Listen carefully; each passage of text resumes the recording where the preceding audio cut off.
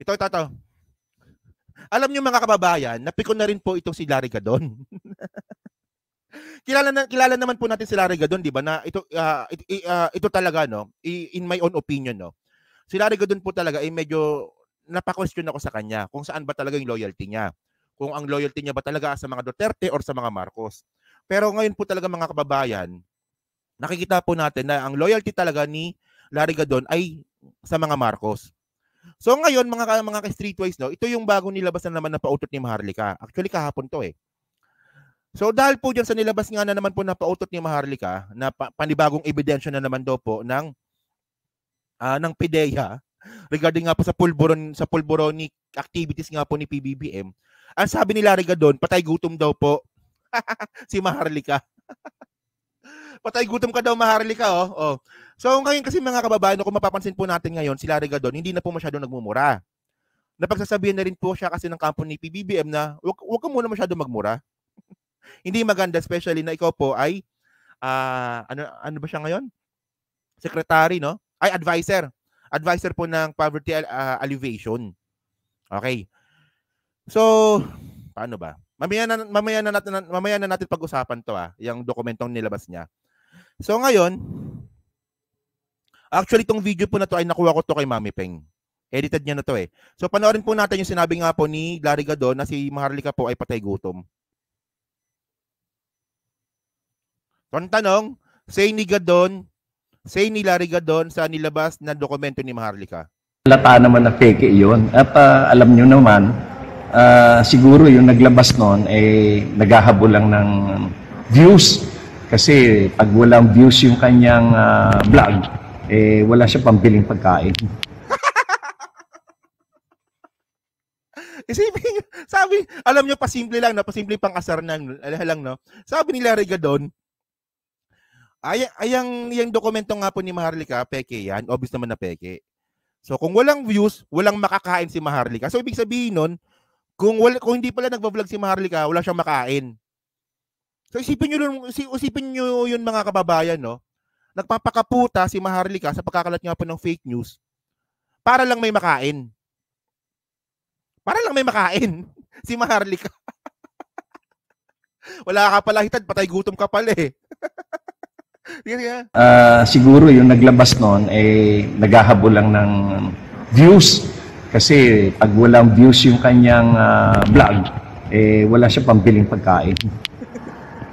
Kaya ganon. Pinagkakakitaan niya yun nagpapa-controversial na kahit na kasinungalingan, talagang ginagawa niya para may pambili siyang pagkain. Hindi, alam niyo kasi, yung nakakatawa kasi dito, yung seryoso yung sinasabi, pero pang-asar. Seryoso yung pagkakabanggit ni Larry Gadon, pero pang-asar. So, ang ibig sabihin ba nun, hindi makakakain si Maharlika kapag hindi siya naglalabas ng mga peking balita? Ayun ba yung ibig sabihin nun? So, ibig sabihin, wala siyang ibang pagkakakitaan.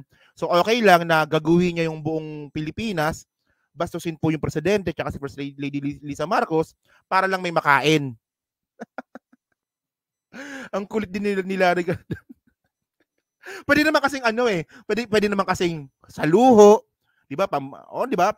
Pwedeng kasi kailangan ni Maharlika ng pangluho, kailangan ni Maharlika ng pang-travel. Ang sinabi talaga ni Larry Gadon, pangkain. So patay gutom. Seryoso pero pang-asar, correct nga, no? Seryoso pero pang-asar. Continue pa natin. Pwede bang kasuhan si Maharlika? Diyan, pwede siyang kasuhan. Kaya lang, nagtatapang-tapangan lang naman yan. Kasi nasa ibang bansa siya.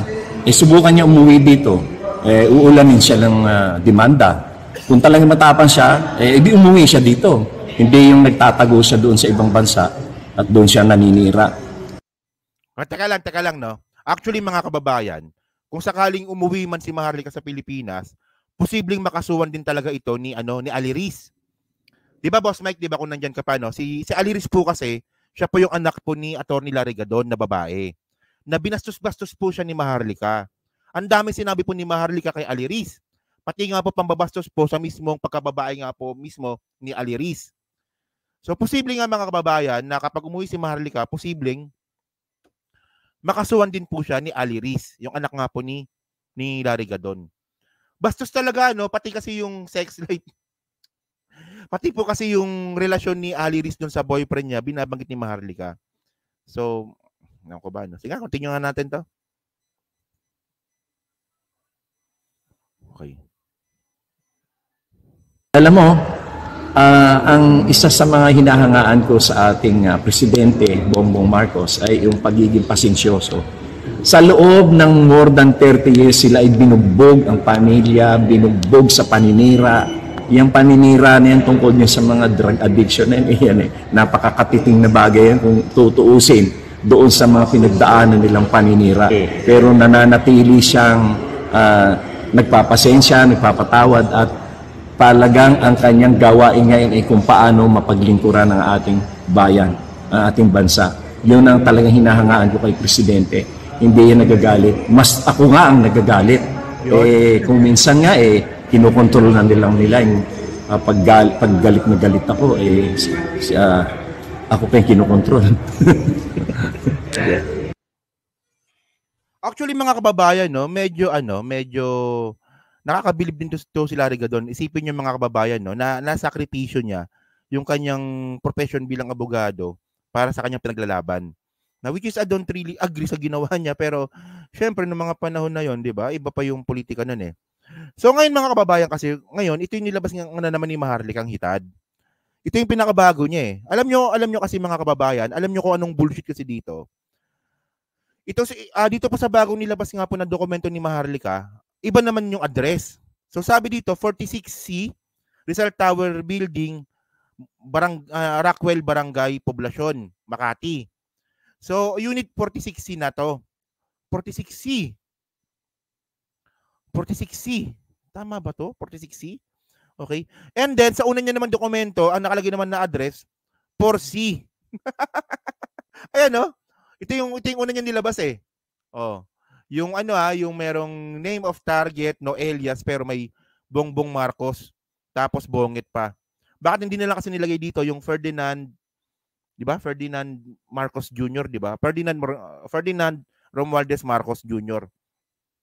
Talagang Bongbong Marcos pa talaga, at bongit. So ngayon mga kababayan, ito yung kailangan kasing sagutin ng mga tatanga-tangan po na naniniwala po sa dokumento ni Maharlika.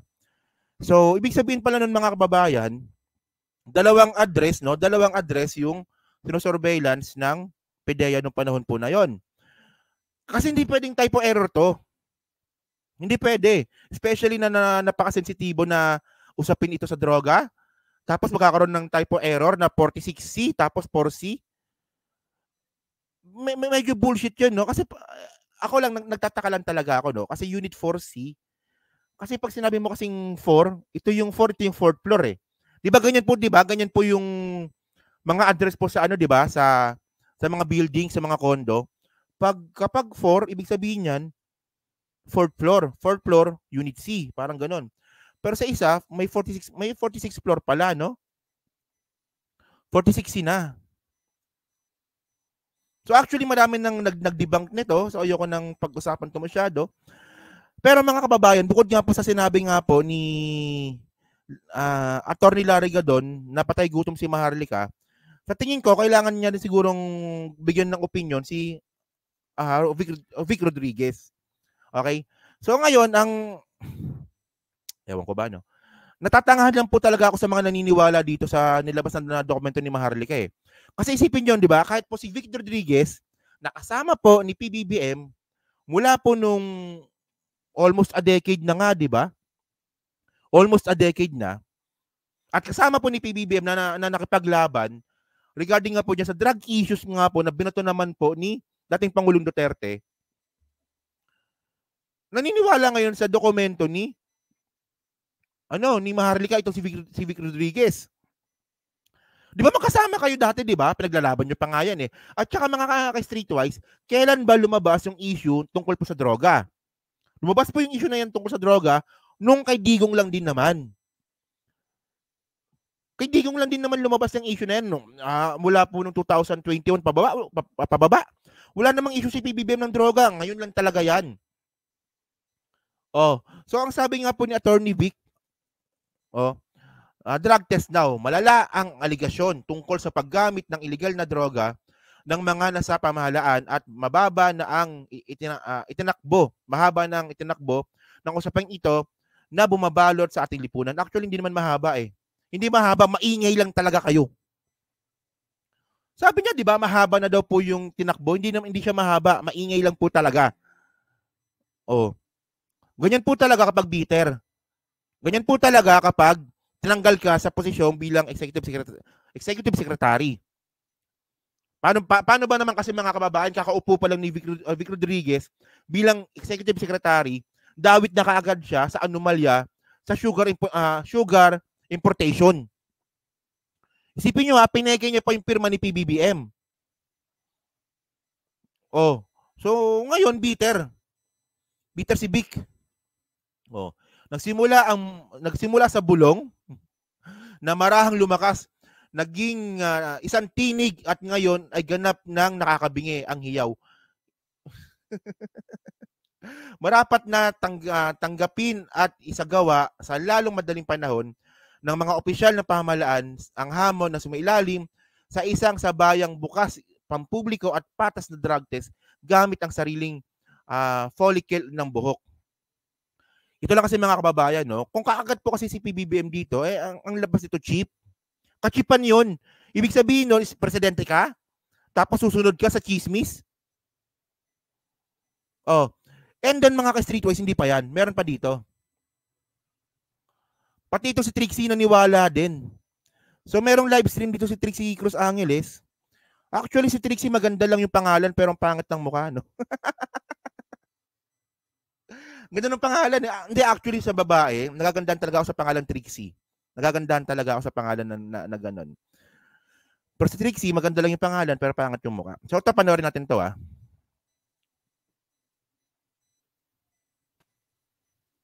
What is this?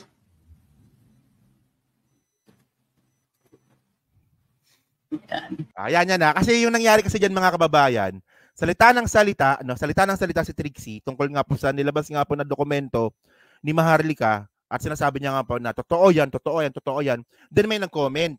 So yun ang comment is kinikriticize si Trixie Cruz Angeles na bakit ka naniniwala kay Maharlika sinungaling yan. Kaya ang sabi ni Trixie, basa-basa siya ng konti na, what is this? What is this? So nandiyan po ang ating kaibigan na si Kuya Inaro, 'di ba? Isipin niyo nga tama 'di ba? Chismis tapos abogado ka naniniwala ka sa chismis. Okay. So panoorin natin 'to, continue natin. Alright. So nakikita natin ngayon that habang nagsasabi tayo ng ganito, ito yung standard na sinasabi ng mga trolls. Trolls daw Oy, trolls daw tayo. 'Di ba? Trolls daw ang puta. Kasi mga kababayan, natatawa lang po talaga ako pag tinatawag po akong trolls. Pati rin po kayo. Kasi pag sinabi mo kasing trolls, ito po yung mga tao na nagsasalita na hindi naman kilala yung identity. Ayan po yung trolls para sa akin. Parang si Epipanyo, yan, di ba? Trolls, di ba? Pati po yung mga channel na walang muka. Ayun ang trolls para sa akin. Di ba? Ano ba? Sige. Niwala kayo kay Maharlika or they will use her name, babaguhin nila yung pangalan at in order to disparage her. But here is the thing. Why would we not? Okay? Particularly when this person has already produced documents. Nilabas po ngayong araw na ito ni Madam Maharlika yung pre-operation documents ng Drug Enforcement. Isipin niyo mga kababayan, di ba? Tanga talaga, no? So ngayon, ang pinapalabas si Trixie dito, naniniwala siya sa dokumento.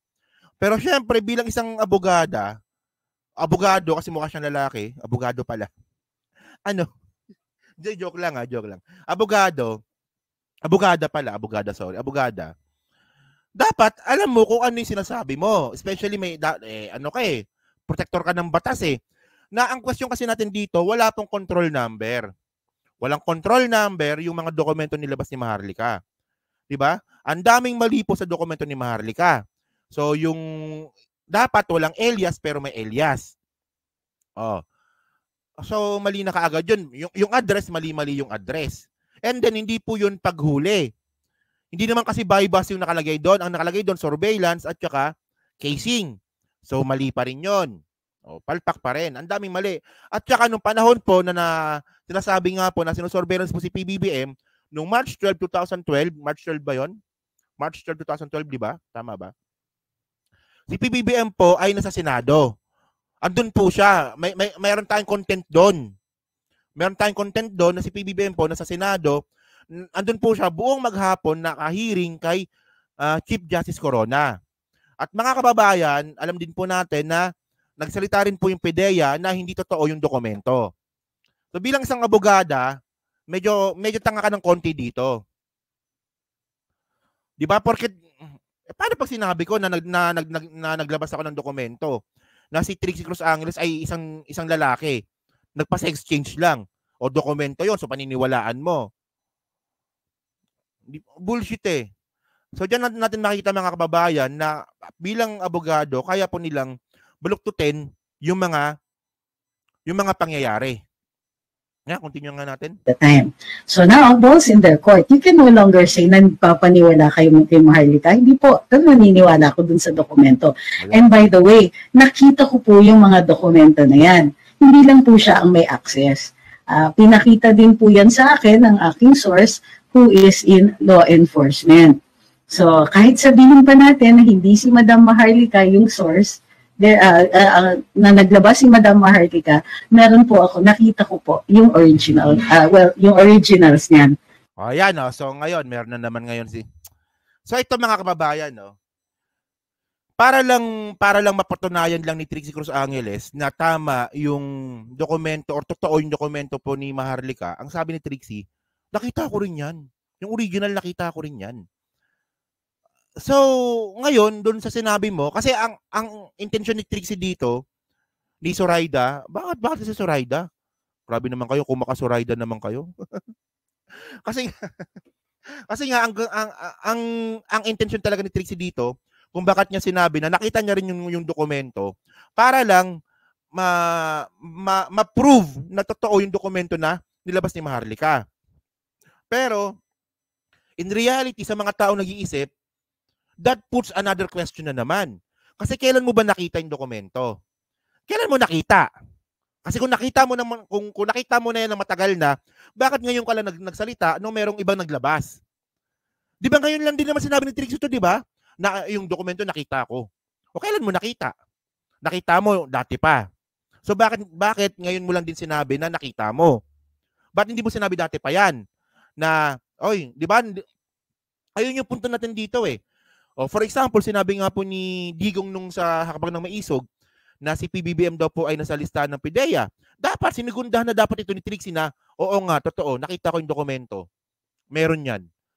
Yun nga lang din niya sinabi yun eh. Sinabi niya nung lumabas yung dokumentong peke.